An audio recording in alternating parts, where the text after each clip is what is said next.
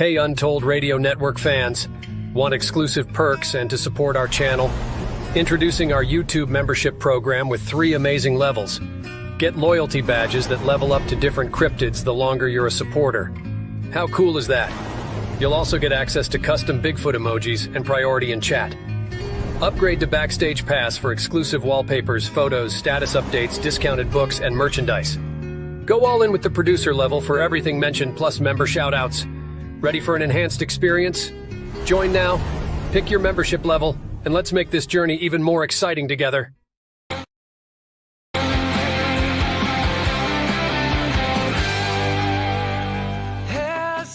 Hesitation coming around again.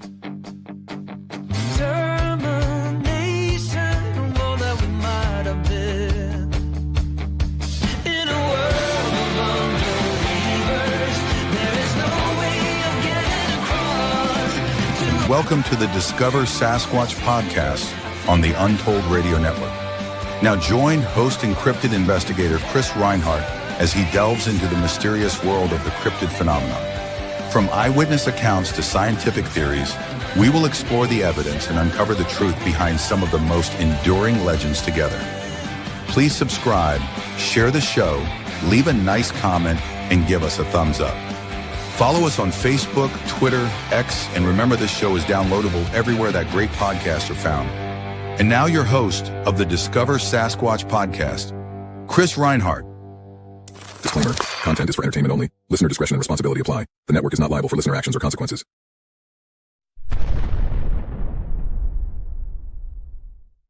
Hello, my friends in Sasquatch land. It's Tuesday night once again at the Untold Radio Network, and Discover Sasquatch is back in the chair.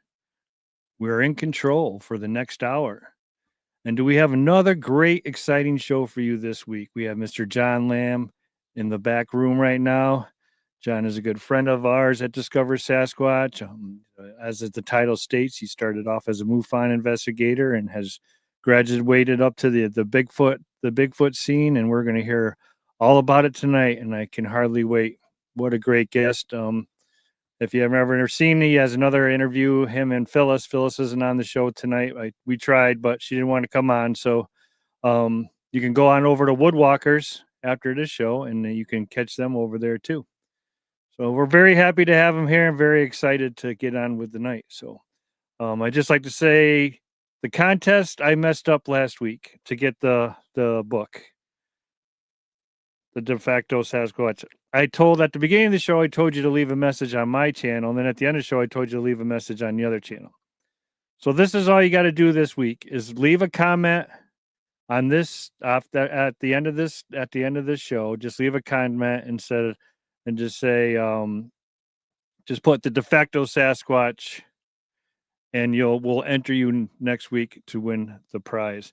And at the same time, I'm going to give away both prizes at the same time. So you'll also get a chance with the De Facto Sasquatch. Or you know what?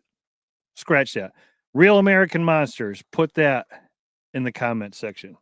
And you can win the De Facto Sasquatch, and you can win the first of its kind Real American Monster t-shirt. So you get both prizes. I'm sorry I messed up last week. People were emailing me who didn't know what to do, and it was kind of I was sending everybody all over the place. So that's my fault. I apologize. If I had enough copies of this, I'd give one to every entry. So I apologize for that. So at the end of the show, put Real American Monsters in the comments, plus leave a like. That would be great too.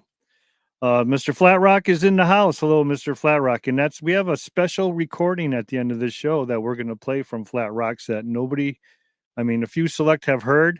I have never, ever heard anything like this in my entire life. It is spooky, scary, and big. So pay attention at the end of the show for that.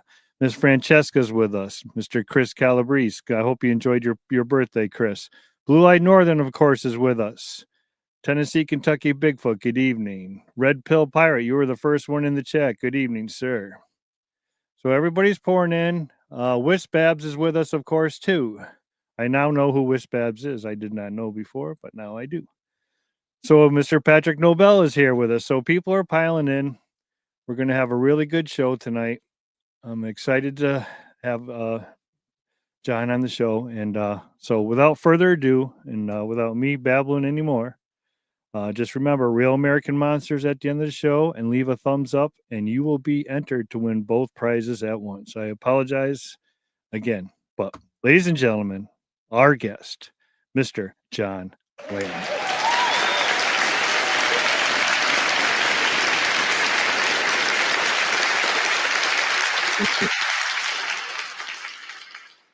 Thank you, Chris. Thank you for having me. Yeah, good evening, sir, and thank you for being our guest. We tried to get you on before, and then something happened. I think I got sick or something and had to cancel, and then we rescheduled, and then you guys got the pneumonia, and then we had to cancel. So now we are third time is the charm. It's been 3 months in the making. I almost forgot what I was going to talk about.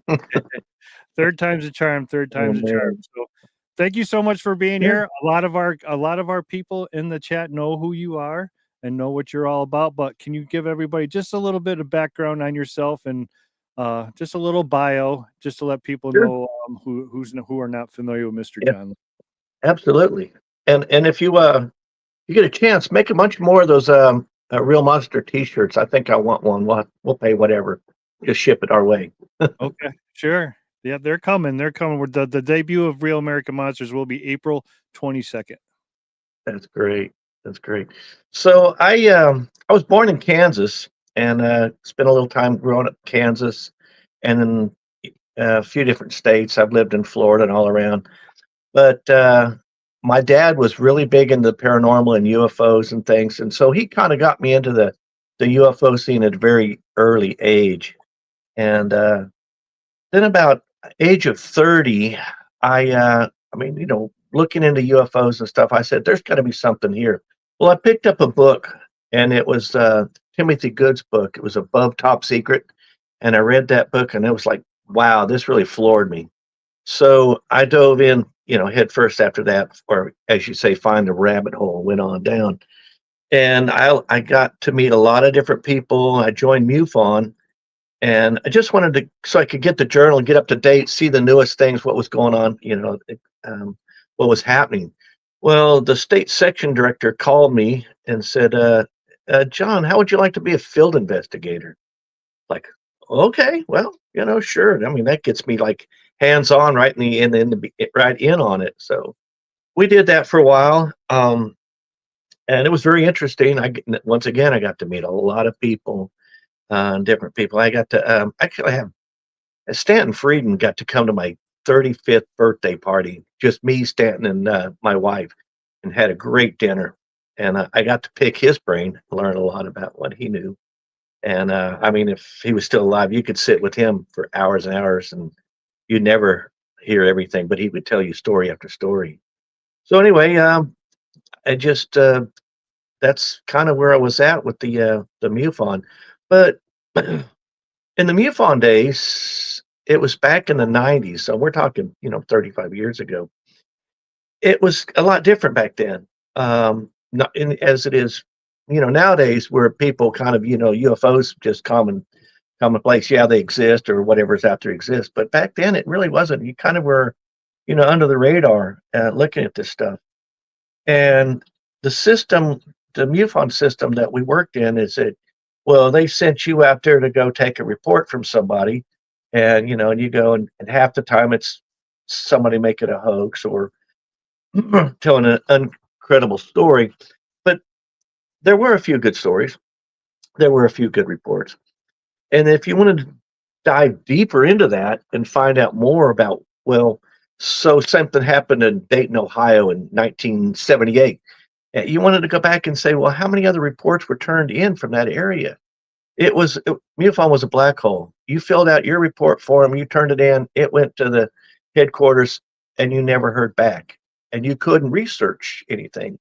So that was kind of where I jumped out of MUFON and said, okay, well, I'm not getting anywhere with this. But nowadays, I know it's a lot different. You can actually go on and they have a website, and you can look in your area or wherever you want to research and see if somebody saw something, UFO wise or whatever. I'll relate the UFO part into the Bigfoot part down the road here. is that you think about it, how many times people see lights in the sky and don't report it, or they see a craft and they don't report it, or who do they report it to? You know, Right, Chris? right, right, right. No, no, I'm with you. I was just letting you go with it. Yeah, So, yeah. That's where we are. Okay. all right. So with your dad, you're growing up, paranormal background. You know, he's into it. You're into it. What made you choose ET first? What made you go to the alien side of it all first? Well, actually, starting out, I was a nuts and bolts guy. These things flying around the skies or a craft from somewhere else. I nobody knows where or what, but looking into that, I was always a nuts and bolts guy, and now I've totally changed it. I mean, who knows what's going on, or where this alien technology is coming from? Where they are they have been here all along? Are they from a different galaxy or universe? I mean, who knows? But there's so much going on now that just every time I look at something, I go, we really don't know. We really just don't know what's going on. Right. Well, why do you think that the reports were dead ends for MUFON? Do you think they just got so many of them, they were just cataloging them and then just putting them in storage for a later date? Well, why do you think that was going on like that? Well, well, they say that MUFON was run by the CIA guys, and it was a big organization to just get the reports and stuff, and they weren't sharing their information. It was a black vault. It was a vacuum. It sucked in every report went to the headquarters, got filed and put away, and nothing came back. Now there were you know um, some active events going on, and like say Gulf Breeze area. When I was down that area, we were hearing different things, but for the most part, I wasn't getting any feedback from anybody on what was going on MUFON wise. Right. So you were obviously doing the reports, obviously, and all that. Mhm. Were you doing any sky watching? Were you attending events like that? Like, like they do the camp outs or anything like that with MUFON? Were you involved in any of that? No, not at all, not at all. Okay. Did you have any of your own sightings? Did you see any craft and I have I had some pretty interesting events happen. In fact, in 1969, I guess it was 69, yeah, when I was living in Kansas, we were on a trip to my grandmother's house from Hutchinson, Kansas to Kansas City. It was about I think probably about 4.5 hour trip there. I think I could be wrong. It's been 50, 60 years. But anyway, so we were going down I-70, and I was, like I said, I was 9 years old. My little brother was 4 years old, and my dad was driving. And I was looking out the back window, looking at the sky, and I saw this white object come down out of the sky towards our car, and it was the strangest thing in the world. And I didn't really remember much from the event other than that, like, I saw it, and then I saw it fly away. But I did see a window on it. Didn't see any markings on it, but it had antennas and a strange window on the back of it. Well, when we got to my grandmother's house, we were 2 hours late getting there, and my grandmother was furious. She was mad as hell because she thought we had stopped somewhere. We didn't call her. We had an accident. She didn't know what was going on. So we caught hell. Now, nobody really remembers that except for my dad. And we discussed this about, I don't know, 5 years ago before he passed away. And I said, you know what? I do remember getting to grandmother's house and do remember her just giving my dad the holy hell. And we kind of walked in a daze, like we didn't know what was going on. So obviously there was some missing time. I don't remember any of that. And like I said, I don't even remember the missing time and stuff until just a few years ago. So that was one event. That's not much. I've seen lights in the sky. The most recent UFO that was probably the best event that ever happened for me was probably 19. This was after, I think, after I've been into the UFO thing, or maybe not. Actually, it's not, because I'm trying to place on where I lived living in Melbourne, Florida. And this is about the time where I started researching the UFOs. I was coming home from work, driving down the road, and I saw an aircraft off to the left. I was looking through the passenger window. driver's window, and I said, okay, there's looks like a little Cessna flying over. Didn't think anything of it.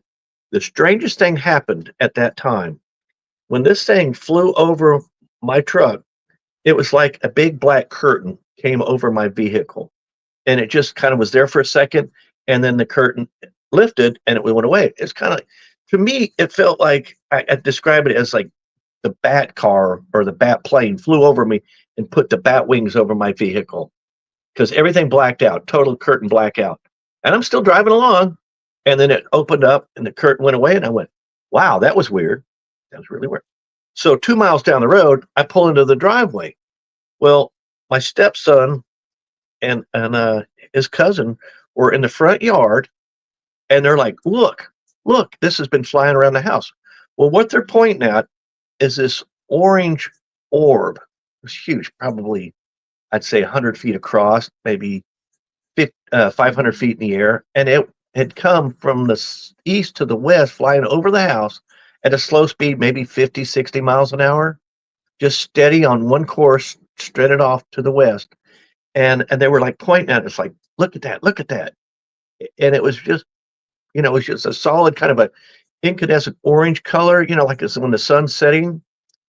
And the neat thing about it was, is there were two red lights. They weren't attached to it, but they were like they were chase planes or chase lights, but they were like, one was at the 9 o'clock and one was at 6 o'clock on this object. Here's the object, here's this light here and this here. It's just real bright red lights. And they stayed the same distance. They didn't go anywhere. They didn't fluctuate where they were going. And it's that the whole thing moved off to the west. And that was, I for some reason I was very tired. I'd worked all day, and I didn't stay out there till that went to across the sunset. I went inside and went to bed. But the kids stayed out. They watched it for a while. And that was probably the best sighting of anything I've ever seen. You went from a 2-hour time loss, right? Yeah. And then you're like, well, this was better than the 2-hour time loss. And you got to see the window. All right, we got to backtrack a little bit because Anywhere. Sorry. The time loss thing. Do you think when you noticed that window that you guys were dropped off at that time and it was pulling away from you? Or, I mean, you were a child, you were small, obviously, but later on in life, did you ever like rethink what might have happened? Or of all the sightings, that was the one I brought up to Stanton Friedman. I told him about it because it had to have been a screen memory that when I saw it go by, at real time, when I saw this thing take off and go by, I thought I was looking at a reflection of a Streamliner camping trailer go by, and I was just looking at the back of that. But Streamliners, or what's Airstream, they're silver, and this thing was like egg white. Just a white egg shaped. It was like a Tic Tac. It was it was like a Tic Tac. Sure was. That's pretty incredible, John. But have you ever noticed them coming back over the years, other than this orb to check on you? Or have any, as a matter of fact, I have. I moved out to Arizona in '98, and I was sitting at the swimming pool one day reading a book, and I looked up. Straight above me were two little white lights just hovering real high up, probably 20, 30,000 feet up. But they were just, for some reason, something said, hey, look up. We're here. We're watching you. You can move to Arizona. We're going to watch you. And it was the strangest feeling. But yeah, I've seen that. Now, it hasn't been recently. I haven't seen anything in the last 20 years that I can't explain, That's pretty odd. Do you have any markings, or do you have any like bumps or anything that you over time that you've noticed that are appearing, or like a solid metal BB underneath any of your stuff, any stuff like that? No implants that I know of, and I've never been regressed. Up until like the last few years, until now I realize that some of these things could be screen memories. I don't. No, I've never had anything like that. But there's one real strange event in 1976 again, or 77, living at home. I woke up I was 16 years old, and I had dreams that I was flying around the top above our house, just flying in the neighborhood, just kind of sailing around. Well, when I woke up from that dream, I had one of those little digital clocks, and I looked over at it, and the numbers on it were just spinning, just flying, and then they all of a sudden went slow down.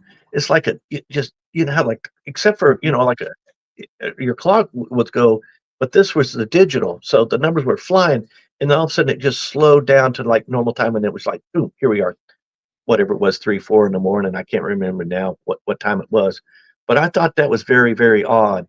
But I did wake up also with a bloody nose that morning. Wow. Oh, I've heard that before with the. Yeah. How about Phyllis? Has Phyllis ever noticed you gone out of bed without her, or just rolling over? Maybe she thought you were in the bathroom or anything like that. No, nothing. We've had no missing time recently, lately. Nothing Okay. like that. I've just got to touch it all. Oh, yeah, absolutely. Yeah. I find But, it I find it fascinating. Why do they choose people to take and bring back? And I of course, this is our opinion. We don't know 100% for sure, Yeah. but listening to what you just said, you put one and one together, and you got a pretty good idea of what went down. But I still feel like they took me and they said, "You're too lazy. We don't need you." Well, it's like just you're not what we're looking for, and they left me alone, and they just kind of left me alone. Well, what But, do you think about the missing 411? I mean, with your UFO background and the stuff that you experienced, what do you think? Do you think the missing 411 has a lot to do with the UFO? Oh yeah, I really do. It's his favorite show almost. I guess Phyllis wants to be on the show tonight. No, I don't do know. not. But Yeah, we do. yeah. We have to watch Pilates every other day. Anyway, Go ahead. I'm sorry. no, I do think there's something definitely the missing 411 and the UFO. I don't know. Red. Right. Yeah, I agree with you. I agree. I don't know either, but just to be gone, just to be in one spot, and then all of a sudden a spot that you've been gone, like that hunter, just take for that he's gone to that same stone, that same rock for how many years in a row. He could close his eyes and get back to wherever he's going from, and all of a sudden he's just gone. Just I mean, that's scary stuff. And then some of these people are found 5-6 days later where they've been searched, 100 times in water. Are on.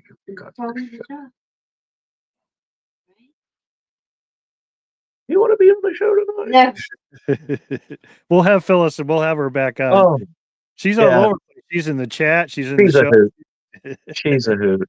I just said their clothes are always folded up in there. Yeah, neat little piles. Yeah, they leave their shoes. They're all like, yeah. I was just I'm a Pilates fan. So our guys were, I guess, camping this weekend in Bankhead Forest, and Pilates show this morning. The one he put up was the one that vanished in Bankhead Forest in Alabama, right down the road from Greg House. Right. Yeehaw. Like, all those areas down there are pretty active. Now you're on the same boat as me, as people call. We got to find a better name than the woo. I mean, that's got to disappear. I didn't know what that was when I first heard that. I didn't have is the woo is Ric Flair. That's the only thing I consider the woo. But anyway, this portal thing, Congress has said there's interdimensional travel. Now we're learning all this stuff. They give it to you in pieces, and they're saying that that's how they travel, interdimensional. They're coming in between wherever. Do you think that with the UFO stuff and people, we'll go back to the missing 411 for a little bit again.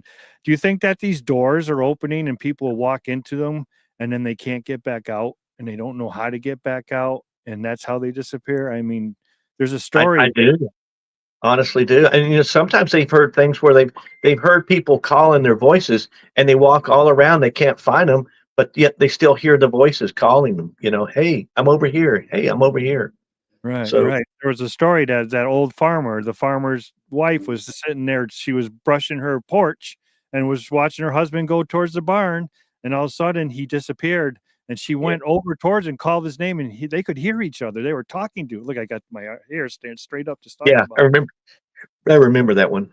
Yeah, that's a documented report. The police got involved and everything. And they heard him too, and they even dug down into the ground to try and get him. And then slowly his voice just disappeared. So sad. It's just Yeah. do you think all right, so we're in the UFO. We're gonna mix it up a little. We'll put the Bigfoot with the UFO now, because I think that the Bigfoot is an alien. That's what I think, an alien being of some sort. I can't say that they're a gray or but that's just where I think they come from. And that's just again, I'm not the guru. So do you think the Bigfoot in their realm or where they're from could be walking into these doors and ending up here? How many times have there been trackways in the snow, in the sand, and they just, in the middle of a field, stop? The tracks just stop. There's no tree to climb. There's no way they could backtrack 100 yards in the same footprint. How does that happen? Yeah, I can't explain it. It's happened. It's real. It's something we have to look at, but I don't know. Right? Yeah, I don't know either. But you put the pieces together. I mean, what if they know how to use them? What if they know how to get? I think they come here to hunt. Yeah. They're in the forest. There's food in the forest. They're not at the Walmart parking lot. They're looking in dumpsters for food. I mean, there could be, I don't know. There's so many possibilities, but one of the craziest theories I came up with one time that I was listening to a conference where it was a speaker, one of these top guys from a former BFRO guy says, what if an alien spacecraft flew over, slowed down, came to Earth, whatever, and they beamed down this Bigfoot to let him out like as a pet, let him run around the woods, do his business, and they beam him back up on the ship. And I go, that's exactly what I said one time. I said, this guy knows my theory. Right, I mean, what if, I mean, they're here for a while, but I think, honestly, now I think they're here. They could be, coming back and forth to the ship or whatever, or interdimensional. But no, I think they spend a little more time than just getting off the boat and doing their business. Right. I think there are hybrids. I think there are ones that are here permanently. They live here and they use the cave systems, and they use all because that's reported. I believe that. I believe they're here for food. I believe they're wherever they're from is limited food, and you can get into the Nephilim side of the things and the Anunnaki. I mean, there's so much you can bring into this, and and it lines up. A lot of it lines up, but you're not taught that. Why don't you think that I never heard about the Anunnaki until I was 40 years old. Why do you think they don't teach about that in schools? Yeah. Or they skip over who built the pyramids and how they were built. Oh, they just were built by the Egyptians. Okay. No. Right. Then you had guys like Tesla telling everybody that they were power stations, and could you imagine like a huge mothership pulling over the pyramids and refueling, just using it would just be so wild. And do you think do you think any of it will ever be solved? Do you think any of these mysteries, or they will just continue to be mysteries? Probably it'll stay mysteries in our lifetime anyway. I don't know that unless they find the library. Was it? Right. Yeah. So, but yeah. Go ahead. Go ahead. Go ahead. No, you go ahead. I didn't have a thought at that time. We're just waiting on you. All right. So we were in the UFO world here for a little bit, and I appreciate you. Not a lot of people come out and tell stories, and thank you for sharing, because those are pretty intense. Being like Mr. David Blaylock came on the show and told his story, and that's 1 in a million story, and it takes a lot for someone to come on. So thank you so much for sharing.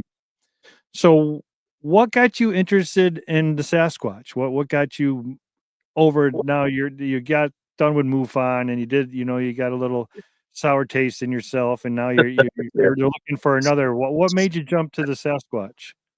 Okay. Here we go. Back as a kid, I think I was at first grade, and we got our little weekly reader, as our students, and they had the picture of the the Patterson film or the Bigfoot from the Patterson films, going, okay, this is what they've seen. Here it is. I don't know if they showed. Of course, they didn't show the movie back then in sorry, first grade, but there was definitely a picture there, and they said this was seen in Bluff Creek, and da da da. And I just assume, okay, these exist. Never really give it much thought. But down the road, when you did see the Patterson film, and you say, wow, I mean, I believed it. And so I never really had a chance, because for me, Bigfoot only existed in a small area like Washington and Alaska, in this area here. And then these shows come on, well, Monster Quest or these unexplained mystery shows come on, and they start seeing these creatures all over the world. And it's kind of, well, really didn't think much about it.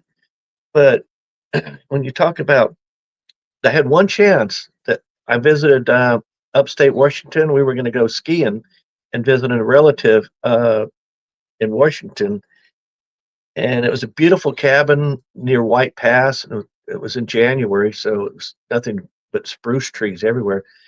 Well, one afternoon I said, I'm going to step out the back and walk down the path there into the woods and look for Bigfoot. Just what I'm going to do. I had no background on what I'm looking for other than footprints or something, big, tall, hairy man in the woods.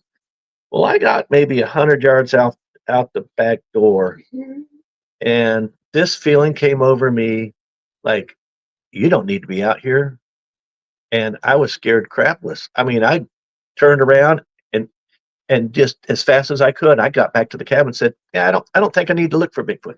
So I had no idea until just recently that there's this possibility that the infrasound or whatever, they can tell you that, hey, don't come into our area. Until just recently, I didn't know that's what happened. Right. Recently we've all been talking about this hum, and we've gotten the recording of the hum. Did you ever hear anything like that in the forest? Yeah, we're going to get to that. We're going to get to that. So in 2019, living here on the coast, I had to take my girlfriend to a doctor's appointment in Jackson, Mississippi, to the University Medical Center. And she had an 8 a.m. appointment. It's 167 miles, and it was a little over a 3-hour drive. So we had to get up before, sunrise. It's in February, so it's freezing as cold. And I get her in the car, bundle her up, and we head on our way. Well, I'm not really awake at that point in the mornings, those mornings. So for me, I was just doing everything I could to stay awake and drive. Not even 20 miles, actually, I'm going to say, maybe about 45 miles after the house, 30 miles into the drive. I'm, just barely getting there, staying on the road. The sun's coming up. You can see first light, and this thing comes out of the woods, the tree line, and shoots across the road at about 200 yards in front of me, and it was just lightning speed. It was a humanoid, hairy, like a kind of a brown color, I guess, because it was still first light. And I looked over to her, and she was sound asleep. She didn't see it, and I thought back to myself. I said, I have got to stop and get a cup of coffee because I am seeing things. And there's no way I'm going to make it to Jackson without getting some coffee, because I'm seeing things.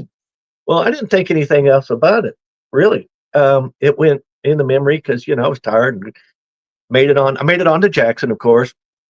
We got home, never thought anything about it. I put that back in the memory thing. Well, then I heard one of my friends on a podcast on Sasquatch Chronicles telling about his adventure or his encounter that happened just in that same area. And I didn't know he was a Bigfoot guy. And I'd worked with him, 10 years ago. Yeah, 10 years ago, I'd worked with him and recognized the voice. And I said, so I called him up and we started talking. And he started telling me about his encounter. And we were talking about Bigfoots. And, I just didn't think they existed in this area and stuff. And then all of a sudden, this boom, the memory came back and said to myself, I said, well, what did I see run across the road? So, it was like 5 years later. I never thought anything of it. And there it was. And then I had to go back and really try to pull that memory back out. But I remember the thing about that event is that it was so fast. It was like a cartoon. It was just hauled ass across the road. But to me, I think it vanished like in front of me. I don't think it made it to the other side of the road. And that's why I thought it was an hallucination, because it just vaporized. So anyway, so that's my first encounter. And that's when I really started to get into it and go, well, if he's had an encounter here, they're down here. So now I'm driving around. Everywhere I go, I'm looking into the woods going, they're here. They're in this area. They're here. This is crazy.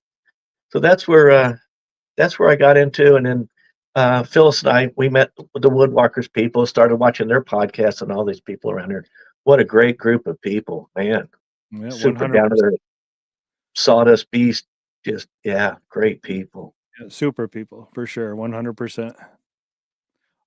So with your little flash there, that goes back to this portal thing again, or this doorway thing, or whatever you want to call it.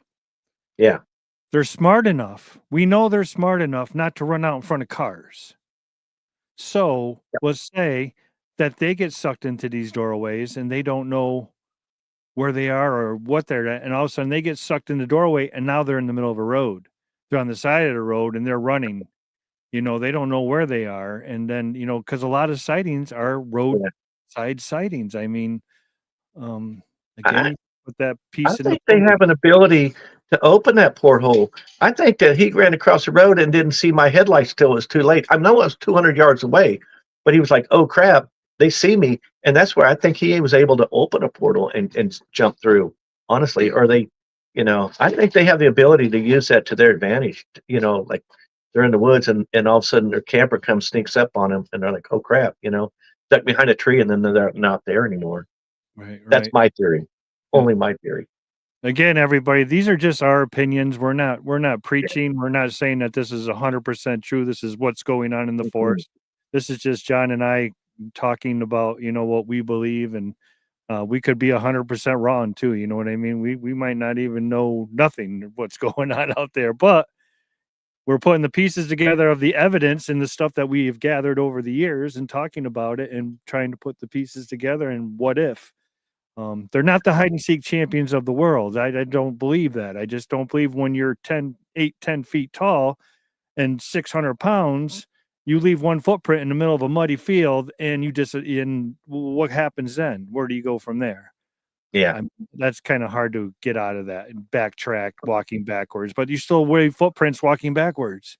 There's only one print. Where did all the other ones come from? You know what I mean? So it's very, very, very interesting. And so yeah, the Woodwalker people are great. I mean, I met Spencer first, and then Spencer introduced me to everybody, and I haven't had a bad word to say about any of them. So your next trip that you had, I guess you and Phyllis went to Mr. Flatrock's place.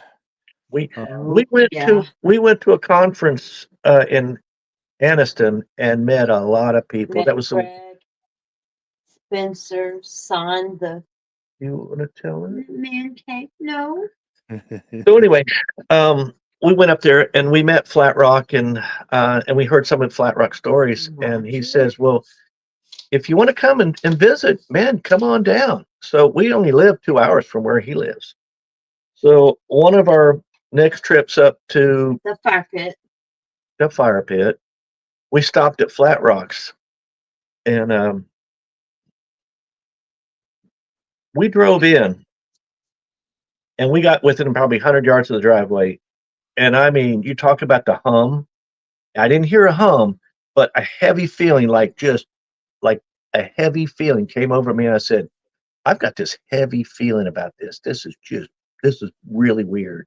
And it was, I mean, yeah, the roads were really closer together, and there was a little, overcast, a canopy of the trees and stuff, but it was really weird. So 50 feet further, we turn into his driveway. The feeling eases up, and we go in. We roll our windows down because we're not really sure which house is his, and we pull on in, and there's dogs barking, and we're hearing things. And Phyllis says she heard some whoops, which very much possibly could have been whoops. Very well could have been possible whoops. And so we get to Flat Rocks, and he comes out the door and greets us, and Boo, the dog, the booger dog, comes out and greets us. So I'm going to let Phyllis tell this for just a moment because I need I'm to take dying to tell it. I need because because it's you want to hear her my version it's first, my story. and then I'm going to take a pause, and then I'm going to come right back. He's got Are we good with this? Yeah, you okay? go ahead. Go ahead. You're good. So, I'm gonna go here by him. all right. You go pee, baby, and I'm gonna tell you about Flat Rocks. And introducing Phyllis. Yeah. He knows me. You've met me before, right? Yeah. Yep. Sorry. All right. Old man has to do old man things. Okay. Okay. So Flat Rock invited us to spend the night at his house that night. And I'm like, there's no way I'm spending the night at Flat Rock's house because we'd already heard about all the activity they have there. And it's like, so John said, well, we'll just play it by ear. So we pull up in the driveway. John gets a weird feeling right in the beginning, and I don't. I'm as calm as if you gave me like a shot of Valium or something. It's really weird. And so we get up there, and we first get there, we hear whoops, whoops. And I told John, I'm okay. We can spend the night here tonight. I don't have a problem with that. So that's what we decided to do. And I get out of the car. I literally get out of the car and walk up into Flat Rock's kitchen and lay my phone down and look out his back door and see what I thought was a Bigfoot. I don't know. I still don't know for sure what it was, but it was. I called John over there, and he thought it was too. We were both freaked out. And oh my God, I was so calm because I figured I'd be like screaming, like, oh my God, scared to death. Because when he first introduced me to all this stuff, it was like Dogman, Bigfoot.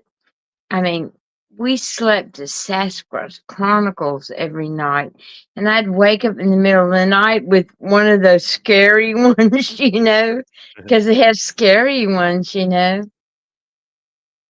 But I don't know. It was like, I don't know. It was really peaceful. I was not scared. Right.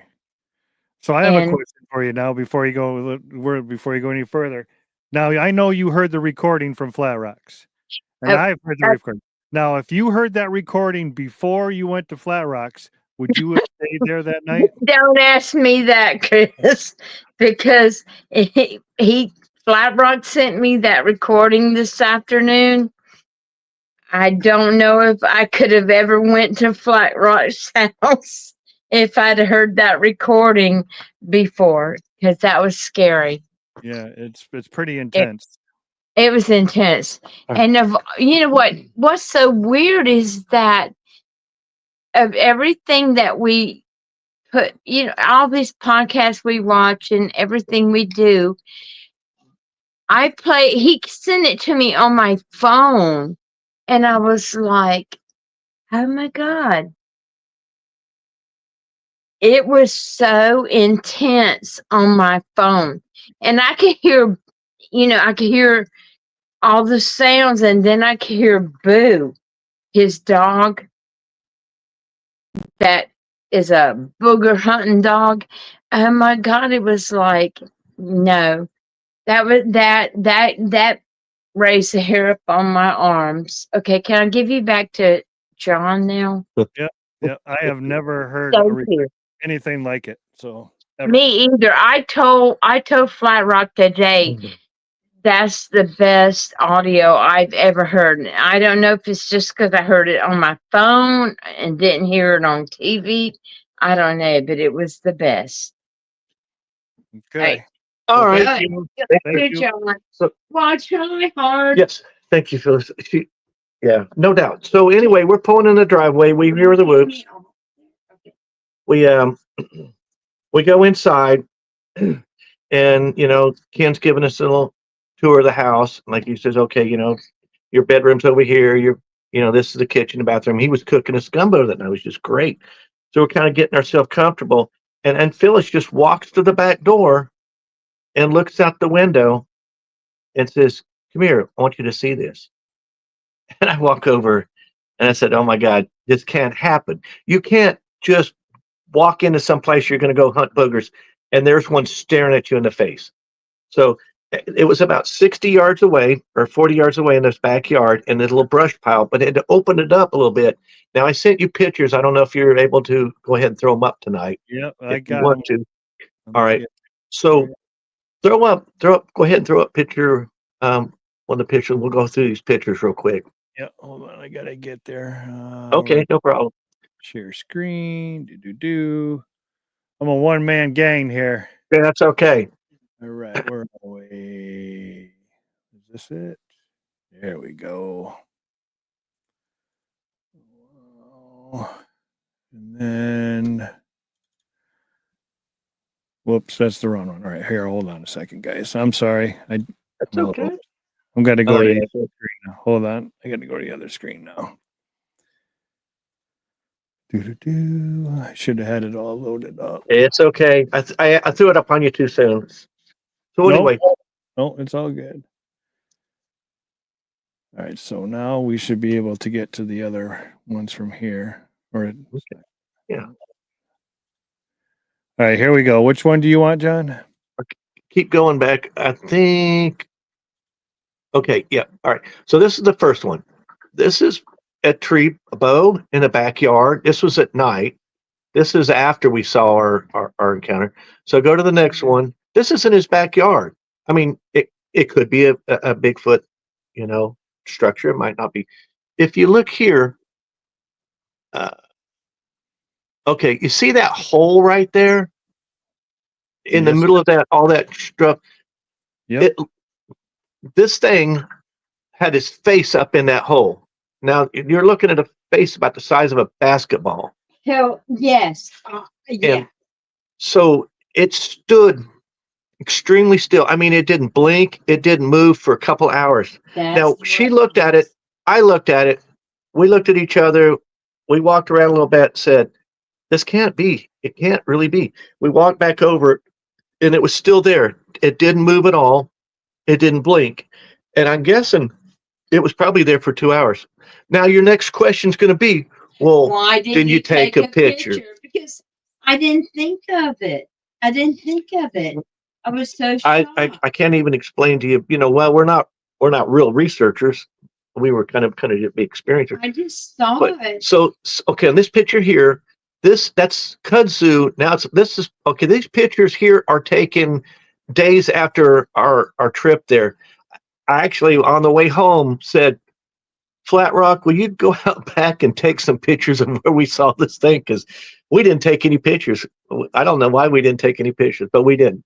So that's where he was standing in behind it. You could see a dark shadow. You can make an outline, but you really couldn't see what was back there.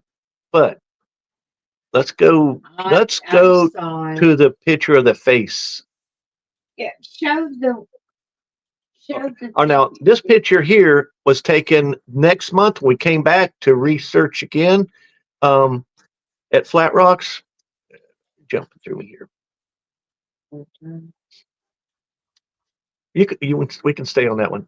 This was in January. We came, and Flat Rock said that his wife had something beat on the house 4 times. Went bam, bam, bam, bam, and he said that he thought she'd been doing something in the bedroom. She came out of the bedroom and goes, what the heck was that? Well, we had walked around for a little while. We came back and I walked over to the side of the house where he said something had hit the side of the trailer there. And sure enough, there were smudges, 4 smudges, starting about where Phyllis's head is right there. And where Flat Rock's stick is all the way up, about 10 feet up in the air was a smudge. I'm only 5'1". if you can zoom in, you'll see it's a kind of a no, it's right next to our head. It's kind of a reddish dirt, Right here. a reddish dirt.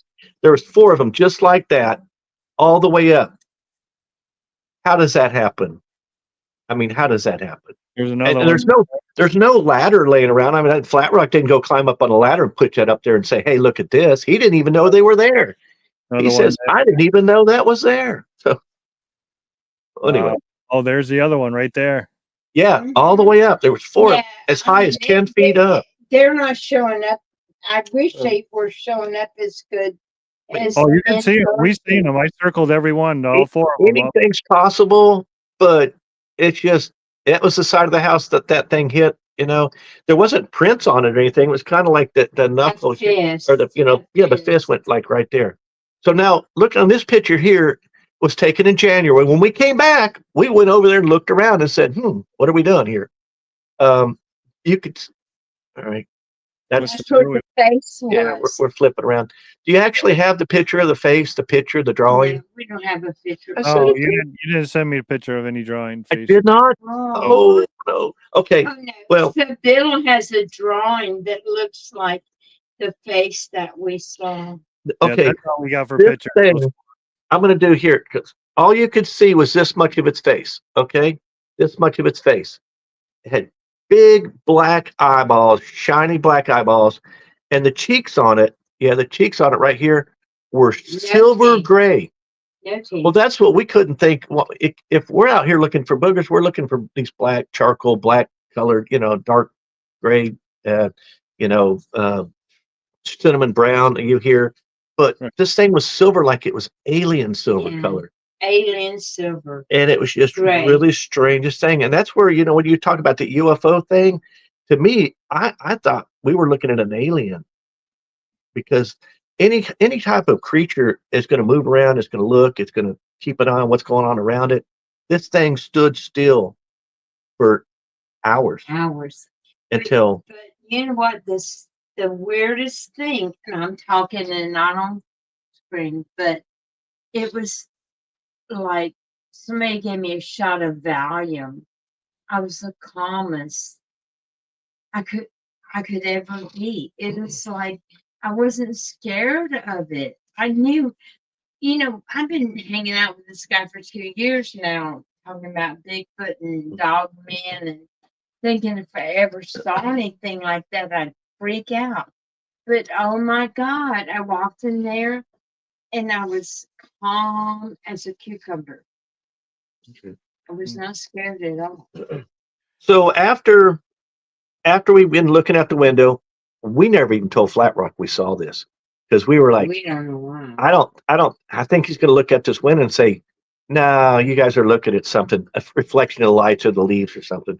So anyway, we take our little trip. As sun went down, we ate dinner and we got our cameras out and he got his thermal out and we got our walking sticks and we went off down the trail towards the creek. And it was full moon and it was a spooky full. I took some pictures of the full moon.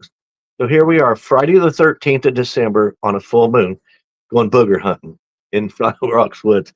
And we got maybe about 100 yards down the trail. And I had my camera and I don't know where this video is, but I know Flat Rock pulled it up on his computer. I don't know if he saved it or not. But I'm videoing Boo. He stops and he looks over to the woods to the right. And he's standing there like he's listening for something. Well, 2 seconds later, they hear, because my hearing shot, they hear footsteps. Boom, boom, boom, boom, boom, boom, boom, Bum boom. rushing us. Yeah. And then I heard the twig snap, the branch go, and I went, oh. So he goes, oh, y'all hear that? I said, yeah. So he looked at us, and we looked at him, and Flat Rock's eyes kind of about this big. He goes, y'all, we need to go. We need to go. So I said, well, this is your property. You know what we need to do? I said, let's go. So we kind of just turned around, made a little 180 and headed back up the trail. And Boo stayed right there with us, guarding us. And we didn't have any other incidents that night in that area. We went back to the house and called it a day. But when Flat Rock says it's time to go, we believe it. It's time to Now, go. had we heard this audio that you're going to play, we would never be. I promise you, I wouldn't step out there in the dark. And then I hear, Bud and Angie, sleeping out there in tents and stuff. These Squatch seekers from the Right. south, they're sleeping out there. I said, oh no, Yeah, I'm not so sure this is a Sasquatch in my book. I've never heard anything close to I this. don't know what it is either. But it's creepy, it's scary, and that property is just super, super. He's got Oh. something, Chris. He's got something out there. I Oh, yeah. don't know what it is. For sure. Yeah, I'm getting excited. We're going in September, so I'm excited to meet Flat Rock number one, but to camp out, it'll be pretty fun. So we're almost at the hour mark here. We're all Okay, yeah. like that. Yeah. But I have a question for you. Everything that you've gone in through your life, John, I mean, with the UFOs and the Bigfoots, and you just show up at a place and you have all this activity, and where you're at, you have activity. Do you think that you have a mark? Do you think that you have an aura about you that these things are drawn to? Because I believe 100% that there are people out there that have this aura that these things, everything's attracted to. Do you think that yourself might have that? Can I answer it? Okay. Yes. Yes. Okay, I'm going to go with this. I said, yeah, I do, because I have an ability to see certain things or feel certain things. But I think all these things exist around all of us. Just some people don't have the ability to see it or feel it. Or well, you either have to be open to it, but some people just don't have that the ability to see it. But no, I totally agree. A lot of things have happened to me, and some things I don't even know. They kind of just in one ear and out the other, or over my head, that I don't even know that's happening. But Right. but when you come back to it and think about it for a while, like, oh wow, oh wow. Yeah, I think you have that aura. We're gonna open up the questions here for John. If you guys got any questions for him, all in cap Did letters. you want to play Flat Rock's audio first? We're gonna play it at the end. Okay, cool. All right, Play cool. it at the end so Question. everybody can hear and they can go away thinking about it. And so if you have any questions for John, please put them all Yeah. in caps, and we'll get them on So- for him. So when we left Flat Rocks and we didn't take any pictures, and we called him back and he sent us some pictures. So I'm thinking, what is this thing doing? Does it come up and just watch his house all the time? Or did that thing expect us to be there and it wanted to show us? Because come on, how many Bigfoot Sasquatch researchers go 30 years in their whole life and never see one? They hear it or they see tracks, but they never see one. And we go and we look out the back window and we're staring one in the face and it's staring at us. Now, I don't know what it did or what it told us, but I never thought about Bigfoot till I started dating John, and he, told me all that stuff. And then I go in that house, I lay my phone down, and it's like I'm drawn to that back window, and I see that. yeah, And it's like, it's like going to the World Series and yeah. it's up at bat and hitting a home run at first at bat ever. I did. But we saw it. We saw it. Yeah, All right, what do we I got? think my opinion, just real quick before we get to Francesca's question, I think when you Okay. pulled in, they knew you were there. You felt them. They told you they knew they were there, and then they obviously you seen Yeah. them. That hole was built to peek at people. That thing was it's a purpose. It serves a purpose in that hole in that bush, and that's what And I it's take for. my pictures.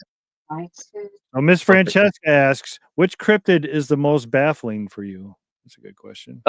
When you want to say baffling, I'm going to say Dogman because it's bizarre for me. I've never seen one. I've heard stories. So many people had so many of these encounters and their stories, reports. So to me, the Dogman is the most baffling. I don't think it's anything I really want to research or ever see. I mean, I would like to see another Bigfoot, but that's, not on that. Yeah, I'm gonna have to agree with you 100%. I don't want to run into one of those ever. And we might be able, with the recording tonight, might be one. It might. I don't know. It's very, very scary. Let me go backtrack here. There might be questions. Okay. Yeah. See if there's any other questions. Now say that. But when we left, like I said, I have a feeling this creature was watching Flat Rock all the time. Now, one of those pictures that you showed, I mean, we're like in the woods. You could see his trailer in the background. That was, taken. He doesn't actually have a back deck area when you walk out the back door. So we couldn't just we'll open the back door and walk out. because it was like a 4 foot, 5 foot drop to the ground. So there's not a deck there, but it did have a back door and it did have a window on it. Right. And Oops, go ahead. on our January trip there, Flat Rock and I, we finally made a little trip down to where he was. It was kind of a little hilly and a lot of knocked down brush and trees that we had to climb over. So, for old folks like me, it's really not that easy to get over and get down to. But we did find a track, and it was footprints. And it was a 3-toed track. Now, Yeah. for whatever it's worth, that's what we saw. For me, anyway, that's what I thought. But so apparently, this thing has been watching Flat Rock. Flat Rock also has a picture when he started looking out the window, and he sent us a picture that looks like something was looking through that brush at him in after we'd been in there weeks later. Yeah, he's got some pretty good pictures. You ever see the video of the one up on the porch taking the dog food out of the thing? Yes. The shadows. It looks like a giant monkey arm reach out, grab the dog food, and pull its arm back, and take off. Stuff, dude. Tony. All right, let's see. Any more questions? One more. We're going to take this one last question, then we're going to Yeah, play. it's running late. I know. These creatures seem to be elusive and will avoid all contact, but some seem to get right in your face. Why? That's a good question. That is a great question. Just like people, we have people that are like want to be around other people and talk to people, and then you have these people that want to be left alone and secluded. I think they have their own personality, honestly. Maybe the little younger ones, the juveniles, are curious and they want to get a little closer to see what people are like. The older elders, they know that humans can't be trusted, or they don't like to see ones with guns. It's been. I think it's in there. They know. I think they can mind speak. I tried to mind speak with that one at the back door. It never told me anything, but apparently it told me to leave the camera down and don't take a picture. Isn't that just crazy? Why did I not take a picture of something? It never crossed my mind to pick up my phone and take a picture. No, not at all. It was like it drew me. I walked in the house, it drew me there, looked out the back door. But we went to bed that night, and I tossed and turned all night going, if this thing is there in the morning, it's just leaves and it's a colors, trying to figure out why it could be what we saw. Debunk it. Yeah, I'm trying to debunk it the whole time, and I couldn't, because the next morning we got up, there was no trick of light, there was no shadow, but there was just that opening in that thing where its face was. It was gone. I know you got to wrap up. Any more questions? Any more? That was a good question. We're going to do one more question, and then we're going to get to the recording. This one comes from Kenny Hess. John, did you have any psychic abilities before your first UFO encounter? I've had encounters where I've actually spoke to dead people, or they spoke to me. Actually, I guess we've had a conversation more than once. The craziest thing I want to tell you is that so my dad, he got me into this UFO stuff, and he was very paranormal, and he was able to. He had abilities. He taught Tai Chi, and he's an author. He wrote 18 some odd books, and he's had alien encounters. He's been a contactee. He was an amazing man.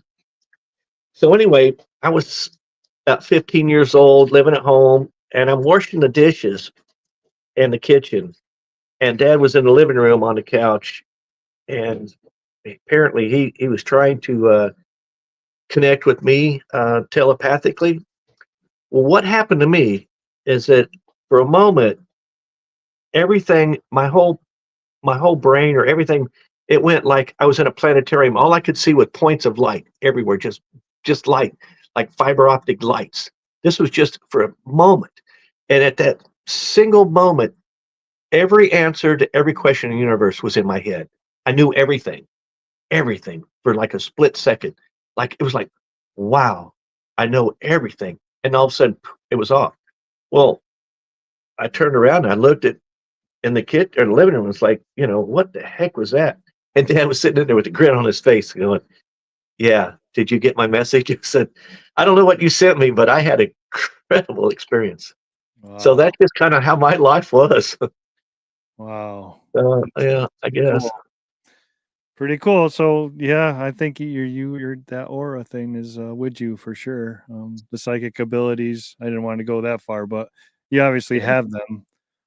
Yeah. So all right, everybody, we are going to play the recording. Now, I did not. They boosted this up, I think, a couple of decibels. I did not clean this up at all. I didn't want to ruin the recording. I didn't want it to. It's got some hiss to it, but you'll be Yeah. able to believe me, 100%. You're going to be able to hear So- what we're hearing.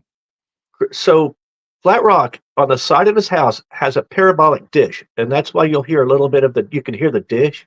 So he has this parabolic dish, Boo. and it goes The into the dog, audio. So Boo. this is recorded. Boo is a booger dog. He only barks at boogers. So this was recorded on the outside of his house, and yeah, the dog was on the porch, so you can hear the dog into the parabolic too with that same kind of reverberation. Go ahead, All right, let it roll. It's 3 minutes long. I'm going to play the whole thing so you guys can all hear it. So just listen good at the one time because that's all we're playing. That's all it's going to take for you guys to go, oh my God, what the heck is that? So I think this is the best rendition I have. So I'm going to adjust the Thank you, Flat Rock, for sharing. Yeah. Awesome. Thank you, Mr. Flatrock, for sharing this. This is always huge. He always sends me good stuff. So, tell me, John, if it sounds good or if it needs less volume or anything, and then we'll go. Okay. So you guys are going to hear the hiss, but believe me, I didn't want to mess with it because it's that good. So here we go.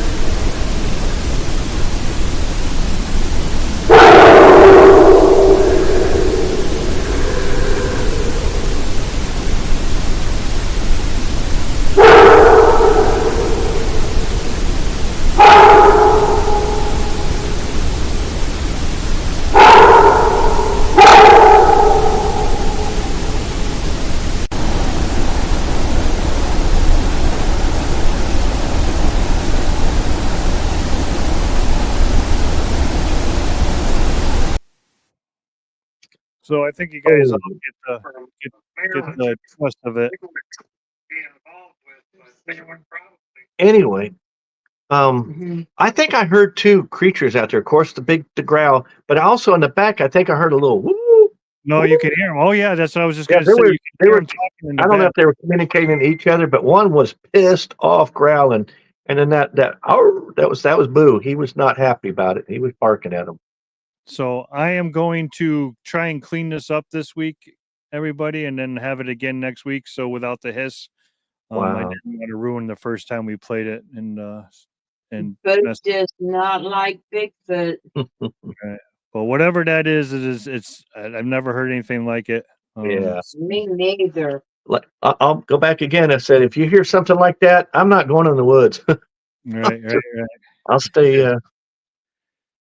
I'll stay on All my right. side. Well, I want to Boo's a Bigfoot dog. for Yeah, Chris. sure. So I want to say, you guys, thanks so much for being here tonight. I had a great time. I'm going to have you back because now I know all this other stuff about you, and we got to go other places when we get you back on. And We'll do that. We'll do that. when we switch over to Real American Monsters, we're going to be covering everything. We're going ghost hunting. We're doing everything. So we're not. I'm a real American monster, Chris. We'll do that. Count me in. Thank All right. everybody for tuning in, and you get a chance and enjoy the show, and then Yeah, make sure you thank subscribe you. and Thank keep you. it going, Chris. You're doing a great job, man. I appreciate it. It's great, Well- great time tonight. Well, thank you for taking time out of your day and sharing it with all of us and everybody in the chat. We had a great time. Hang out backstage for a couple seconds, and I'll be right back to say goodnight. Sounds good. Ladies and gentlemen, Phyllis and John, our guests at the Discover Sasquatch tonight. Yeah, Thank you so much.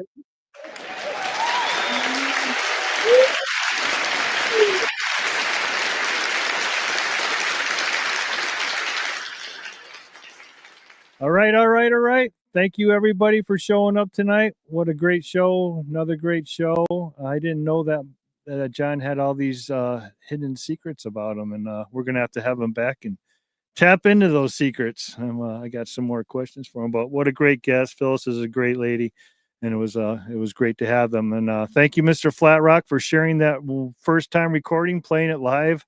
Whatever that is, it sounds big and bad, and I never heard anything like it myself. So don't forget, you want to win a copy of Bobby Short's book, The De Facto Sasquatch, and the Real American Monster first edition shirt. No one has one. I don't even have one. You can win that. Whoops, is that my camera? Watch this. No, it wasn't my camera. I got a new. Yeah, it is my camera. I got a new computer camera that follows you, attracts you. It's pretty cool. Whoa. See? Did you see that? That's funny. Oh boy. Don't do this to me now. There we go. Pretty cool camera, huh? But anyways, I'm going to leave it right there before I mess up. So comment. You got to like the video tonight. And then you got to put in the comments, Real American Monsters. And next week, we'll put it in the hat. Or no, wait, next week I'm off. I'm on call for work. So the following week, we'll be back on. Let me see where our guest is before I'm very unprepared for this. So let me get my calendar up real quick, and then I'll let you guys get on with your night. Oh, where did the calendar go? There it is. Oh, Tristan is our guest in 2 weeks. Kaiju. He's part of the Hum project, and he's coming to share a lot of his stuff. Wait till you see some of his videos. Woof. I'm looking forward to having him. Tristan Yolton, I believe that's how you pronounce his last name. So anyways, that's our guest in 3 weeks. So like the video, Real American Monsters, comment. Thank you all for being here tonight. I love you all. God bless. And as our friend Larry says, get in the woods, people.